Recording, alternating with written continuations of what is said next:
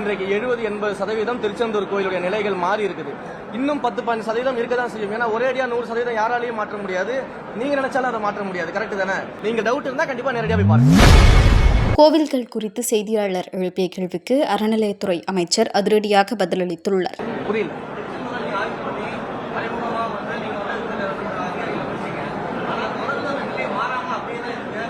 அந்த நிலை மாறாமலாம் இல்லை சார். நான் பல்வேறு பொதுமக்களை சந்திச்சுட்டு இருக்கிறேன்.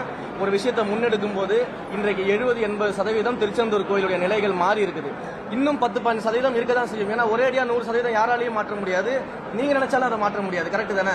அப்ப அந்த இடங்கள்ல 80% நிலை மாறி இருக்குது. பொதுமக்கள் நான் பார்க்கிற இடத்துல திருச்செந்தூர் இப்ப மாறி இருக்குன்ற கருத்தை என்கிட்ட சொல்லிக்கிட்டு இருக்காங்க. பொதுமக்கள் சந்தோஷமா இருக்கிறாங்க. நீங்க டவுட் இருந்தா கண்டிப்பா நேரடியா போய் பாருங்க.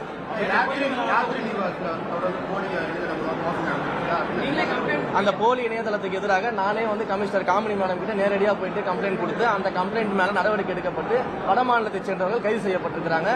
இப்போ நாங்க என்ன பிளான் பண்ணிட்டு இருக்கோம் அப்படின்னா, யாத்ரி நிவாஸுக்கு நாங்களே ஆன்லைன் புக்கிங்கை தொடங்கி ஒரு அபிஷியல் வெப்சைட்டை கொடுக்கலாம் அப்படின்ற டிஸ்கஷன் இருக்குது.